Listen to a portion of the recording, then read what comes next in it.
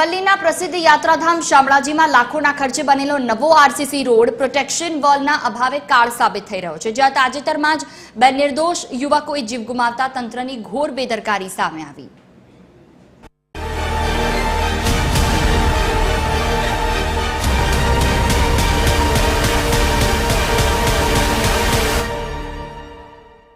શામળાજીના Meshvo dam પર લાખોને ખર્ચે નવો આરસીસી રોડ તો બન્યો, પણ તંત્ર પ્રોટેક્શન દિવાલ બનાવવાનું ભૂલી ગયું। રોડનું લેવલ એટલું ઊંચું છે કે સહેજ પણ સંતુલન બગડે તો વાહન સીધું ડેમના ઊંડા પાણીમાં ખાબકે તેમ છે, જેને લઈ 20 ગામના વાહન ચાલકોના માથે 24 કલાક મોતનું જોખમ તોળાઈ રહ્યું છે। શામળાજી વિસ્તારની અંદર મેસવો ડેમ થઈ વાઘપુરને જોડતા એક રોડ મંજૂર કરવામાં આવ્યો હતો, પણ આ રોડ મંજૂર કરવાથી પ્રોટેક્શન દિવાલ હતી એ જે દિવાલ કપાઈ ગઈ છે અને એક બાજુ ડેમની પાળ આવેલી છે, એક બાજુ ડુંગર આવેલો છે, તો આ રોડ ઉપર હાલ જીવના જોખમે લોકો મુસાફરી કરી રહ્યા છે।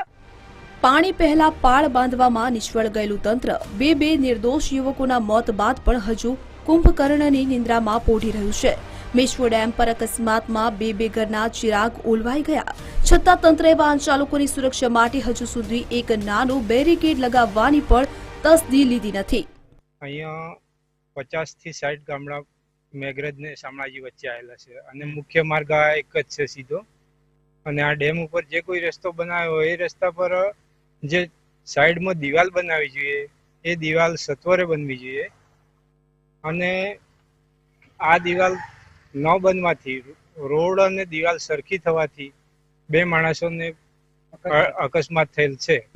સ્થાનિક લોકો હવે એક જ માંગ કરી રહ્યા છે કે તંત્ર તાત્કાલિક અહીં પ્રોટેક્શન દિવાલ બનાવે કે જેથી ભવિષ્યમાં કોઈ માવતર પોતાનો વહાલ સોયો ચિરાગ ન ગુમાવે।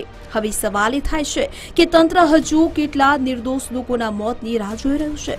શું કુંભકર્ણની નિંદ્રામાં પોઢેલા અધિકારીઓ જાગશે ખરા કે પછી હજુ પણ મોટા અકસ્માતો સર્જાતા રહેશે? સમીર બલોચ, TV 13 ગુજરાતી।